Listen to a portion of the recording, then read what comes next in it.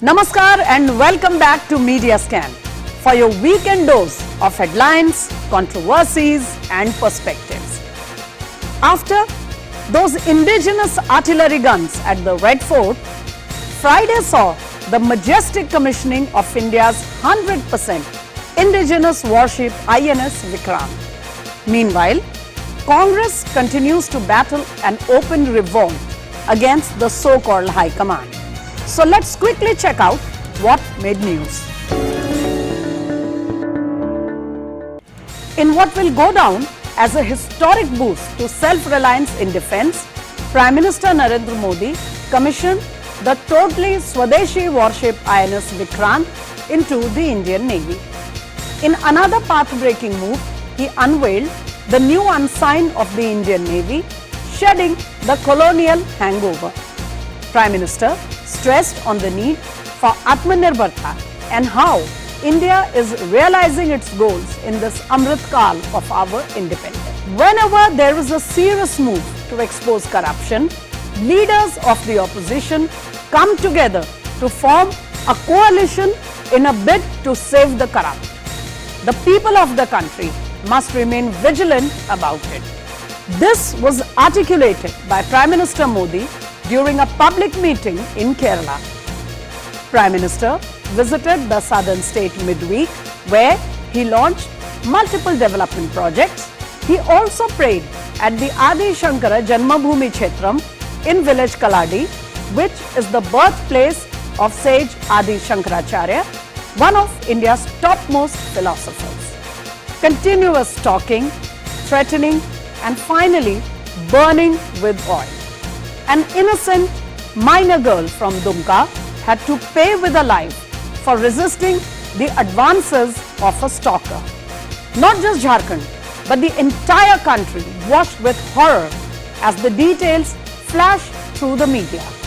Shah Rukh and Nadeem Khan, who perpetrated the heinous crime, are now under arrest, but questions are being raised as one of the accused was out on bail in another case of harassing a woman.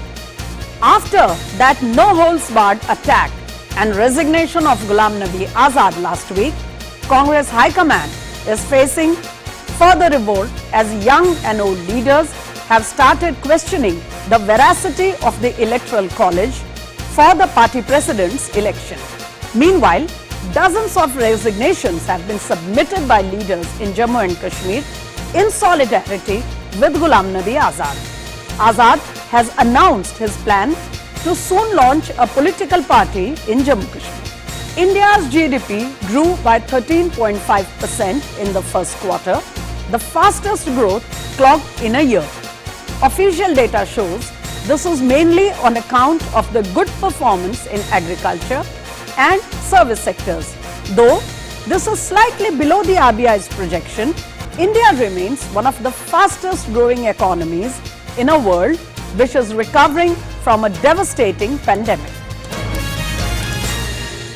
What a proud moment it was, not just for the Indian Navy, not just for the armed forces, but for every Indian when Prime Minister Narendra Modi commissioned the 100% indigenously prepared INS Vikrant, the warship, the aircraft carrier, into the Indian Navy.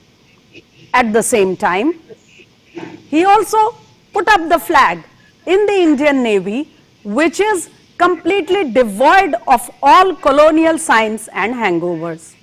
So, why is it significant or important for a sovereign nation to be self-reliant or Atmanirbhar in its defense forces? What are the challenges we are likely to face in achieving this goal? And why are some elements so riled by the question of who gets the credit? To understand all these very interesting questions, I have a special panel of guests here with me in this very interesting episode of your weekend show, Media Scan. Let me first introduce to you Abhinav Pandya, the founder of Ushana's Foundation and an expert and author on geopolitical issues. Welcome back to Media Scan, Abhinav Pandya. Thank you very much. Namaskar. And also with me, a war veteran. Many of you recognize him as the hero of Siachen, a well-known author, military strategist, analyst, Lieutenant General retired Sanjay Kulkarni. Welcome back, General Kulkarni. Thank you, ma'am. A pleasure to be with you always and every time on Media Scan. My first question also comes to you, General Kulkarni. Sir, you heard the Prime Minister very eloquently and emphatically say, Vikrant sirf ek yuddh pot nahi hai. Taking a cue from the Prime Minister's words, I would like to know from you, sir, as a military veteran, as a person who understands the needs, the feelings, the aspirations of our armed forces and the requirements of a sovereign nation, why is it important for us to be self-reliant in defense? Because, you know, in this world of globalization, we can always go and shop for whatever we need, can't we? Absolutely. I think a very, very important question that you asked.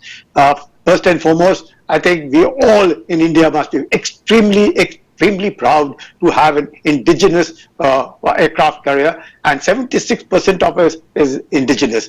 And now we have 2 aircraft carriers, and there are very few countries, just about 6 of them, and we form a part of it. And that's all because of the amount of effort you put in. What is very important, what you rightly said, why this self-reliance, why this stress by our Prime Minister on Atmanirbharta. Again and again, I think most of his speeches revolve around Atmanirbharta. It's a new world order. Especially after what's happened in Ukraine, you see a new realignment taking place. You see an aggressive China as our neighbor. You find a whole lot of changes that are taking place. It's very, very important in this new world order to be absolutely self-reliant. And what so? If you're economically strong, you can be militarily strong. If you're economically and militarily strong, you can be diplomatically, you'll have teeth to be able to negotiate with anybody and everybody. And therefore, the need to be Atmanirbhar. Let's take the case of INS Vikrant itself. In 2005, it was very difficult for us to get steel from Russia. Russia would not give us the steel, and therefore we had Jindals, Midanis, SR Group all working together to ensure that we get the best steel for the warship. They managed it. It took us about 13 years to make this warship. An entirely indigenous design, working on it for 13 years. It's taken us almost 20,000 crores, that's almost about $3 billion to make one. But if we had imported, let's take we had imported this particular, how much would it have cost? About $5.5 billion. Maybe we would have got it in about 10 years. But now that we are now totally able to make this warship by ourselves, maybe the next warship, the 3rd aircraft carrier that we require, they call it INS Vikrant, it would just take about 8 years. The cost will also reduce. And therefore, these such critical technologies, nobody shares with us. Nobody will part with the critical technologies. And therefore, it's extremely important that we must be self-reliant, especially in matters of security. Nobody will help us. We just see for ourselves what happened in Kargil when we wanted ammunition, and by the time we imported the ammunition, and by the time it actually touched our shore, everything was over. So it takes a lot of time from the time you order, from the time the other agency manufactures, by the time it is shipped to us, it takes a long time. And therefore, if it had been made in India, we were to make anything and everything, at least what is required for the territorial integrity and the sovereignty of the nation, being manufactured in India, made in India, designed in India, manufactured in India. I don't think anybody can look at India with an evil eye. They know for sure that this nation is economically sound, is militarily strong also, and therefore that itself is a kind of a deterrence. And that deterrence can be created only if we are Atmanirbhar. I understand, General Kulkarni, I understand the issue of deterrence, which is of course very crucial for any sovereign country. But we also understand, sir, and you as a military veteran will know better, that when we decide to go Atmanirbhar, there is all this question of resources, the time it will take to build up our systems, our infrastructures. No doubt our engineers are one of the best in the world. And also a lot of questions were raised in the beginning when the Prime Minister made this push for Atmanirbharta. Do you think some of those doubts, those questions have now been addressed in this Amrit Kal when we see INS Vikrant, ready to start serving the nation, the waters? definitely see this fortress in the sea that we have now, which is not only there, you find in terms of aircraft, you find in terms of guns, you find in terms of the ICBM, the IRBM, the satellite, the artificial intelligence, the kind of missiles that we have with us, the kind of research and development, the DRDO that is working, the entire designing of it is done by the Naval Design Board. We have similarly for the Army Design Bureau. So you have all kinds of things that are working towards ensuring that we need not be dependent on any country for at least the minimum technologies. And more we invest into our own critical technologies, we develop that kind of sophistication into it. And once we are totally now in complete grip, we will then start exporting. You will find everything will get exported. People will look at it. We are, after all, going to be the third largest economy in the world. We are obviously one of the finest countries in the world with the kind of manpower that we have. We have a technological absorption. In fact, you know it, General Saab, that many countries in Asia, in South America, in other continents of the world are already looking at India to demand some of our arms as well as our aircrafts. But I'll come to that later. Allow me to bring in Abhinav Pandya quickly into the discussion. Mr. Pandya, my question to you is straight and simple. As a person who is abreast with issues of geopolitics, why do you think it is crucial that we must have this push for Atmanirbharta? Because as I had asked earlier, the world is so close-knit now, we can always go and shop for what we want. So why does, in terms of geopolitics, not just military requirement, is it crucial to be self-reliant? Thank you very much, Smitaji, for inviting me. It's a real honor to be here today with General Kulkarni, such an eminent war veteran. And so to answer your question in very simple terms, I must say that geopolitics, despite all the niceties and all the fancy words, in essence, it's all about blackmailing and pressure. Therefore, for a country like India, surrounded by adversaries like China and Pakistan, and umpteen number of internal security challenges, this kind of Atmanirbharta, self-reliance in defense matters is a must. It's a compulsion. In the recent example we saw when it came to taking sides between Russia and the US in the recent Ukrainian war, definitely we had various reasons to take a very principled stand, which we did, but we faced tremendous amounts of pressure from both the sides. And one of the compelling factor for our taking such a stand was that, we are hugely dependent on Russians for our war machinery. And one of our prominent ministers said that, if we cannot afford to annoy Russia because our planes will not fly, our ships will stop sailing because we import around 55% of our components and weaponry from Russia. So that's a factor. And secondly, if as a country we are making a claim to be the permanent member of United Nations, or if we want ourselves to be counted as among the top world powers, then this kind of self-reliance in defense matters, in technology, it's a must. Besides that, even it's a very strong economic factor also. Today, if you see, if a country has to be economically powerful, it has to be powerful in terms of defense manufacturing, because that gets you a very large amount of revenue. You see Americans, this whole military industrial complex, it's a big source of revenue for them.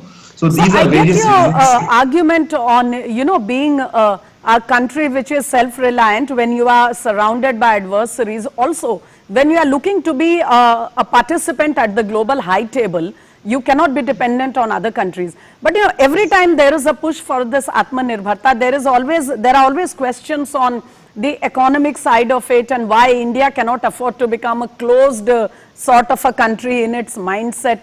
So, where does that argument stand in your viewpoint? Ma'am, actually, I kind of disagree with this argument. Or maybe partly agree. See, I feel that for about 60 to 70 years, a whole generation was taught, to thrive on mediocrity, thrive on a system, which doesn't reward merit, and also an ulterior motive was to nurture a system, an ecosystem of corruption. That's why whenever there was a demand or a need for raising self or reliant indigenous solutions in defense, someone would come up and say, no, there's a very bad economic side to it. You can find all these things cheaper in foreign countries. You don't have technology. Absolutely right. Agreed. We are technologically far behind, but then we have to see who is responsible for that. I mean, look at the condition of our universities, our colleges, the kind of substandards, PhDs. I'm talking about the universities and colleges in the Indian hinterland. The kind of substandard PhDs in various disciplines that we are producing. That is responsible for our inability to produce, to have self-reliance. And I must congratulate Prime Minister Modi that at least he has shown the courage to break this stranglehold. It will always find challenge, but we have to start somewhere. We are not saying No that doubt, we will completely... the move and the push towards Atmanirbharta is a courageous, it's a path-breaking strategy or a policy. I agree with you on that, Mr. Pandya. But I want to bring in General Kulkarni back on another issue which we witnessed on Friday, on the same historic day. General Kulkarni, you must have felt really touched when you saw the Prime Minister and our naval chief when the new flag went up, shedding the cross that was a colonial hangover or a carryover from that period, and the tricolor with the Shivaji Maharaj inspired sign of the Indian Navy. What were your first feelings, sir, when you saw that flag going up? And why, in military terms, as a military personnel, as a soldier, you think it was significant? It's extremely significant. It's firstly a messaging. It's very important. Every Indian must feel proud Indian. Whether he holds a rifle, or whether he sits in an aircraft, or he's going to fire a missile, or he's going to be in an aircraft carrier, any warship, whatever it be so. He must feel, yes, it has been made in India, it's been made by my people, and he takes pride in ensuring, and he is very happy. Today, the world over, we go in for exercises. We have joint exercises. So obviously, if I were to carry a weapon which is made in India, how much more better it would be to be able to, interact with foreign countries with whom I'm exercising. Similarly, flying aircraft. When we have a fifth generation aircraft, we have one of the state-of-the-art aircraft carriers on the sea. So much of interaction that takes place, interoperability that takes place with foreign armies. And it is very, very important, especially the colonial hangover. It's time it should have happened long back. I am sure it had happened in 2000. I have a short query here, sir. You must have noted that in his Independence Day speech from the Red Fort, the Prime Minister, among the Panch Pran that he stressed upon for the country in the coming 25 years, he was very particular that India must feel proud of its glory, our heritage, our past. From a military standpoint, sir, just as we saw the historic change in the Navy flag in the ensign, do you think there are more such colonial relics still being carried over which you would like to be done away with quickly? In fact, most of even the greetings that we do now in the services is Jai Hind. We no longer greet each other as good morning or good evening. We always say Jai Hind. So that is the very fact that you meet, or the regimental, if somebody is saying Ram Ram Sahab or Sat Sri Akal, whatever the local regimental greetings you find, similarly in the Air Force and similarly in the Navy also. So that is the first thing. You see the Army flag, you see the Air Force flag, now you see the Naval flag. So you don't have a cross now. So you have an insignia which reminds you of Shivaji. What more better? A person who's in his own entire Chhatrapati Shivaji Maharaj had one of the finest navies. Even if you go outside the chief of the Naval Staff's office, you will find it over there. So you find that a lot of this legacy that we have, we must ensure that we must feel proud of the fact that the Indian Armed Forces have fought fantastic battles, that it is an old civilization, and that is why it has survived. So for so many years, many civilizations have come and gone, but here we are, the Indian civilization continues to exist. Why? Because we ought to be proud of it. And every person, not only in the armed forces, but even in the schools and colleges and everybody, must be made to realize how important were the battles wherein our own people have fought, and how much of the adversaries have lost fighting the armed forces. So it's very, very important. So I get your point, sir, and we do think that some of the things have been long overdue, for decades rather, but thankfully they are being addressed now, and military veterans and proud soldiers like you will be happier than anybody else. But I just have time enough left for one quick question to Abhinav Pandya. So if I can come back to you, Mr. Pandya, Yes. Immediately after the commissioning of INS Vikrant was done, we saw some very jarring voices from the opposition, and their most particular contention was that, the credit for the, which went into the making of this first indigenous, the completely indigenous aircraft carrier, spans across many years, and there are many prime ministers and regimes which must get credit for it. Certainly so. But do you really think, what do you think about the timing of these comments and this push and pull or the fight over the credit for something the nation is proud about? I mean, what kind of a taste does it leave in the mouth?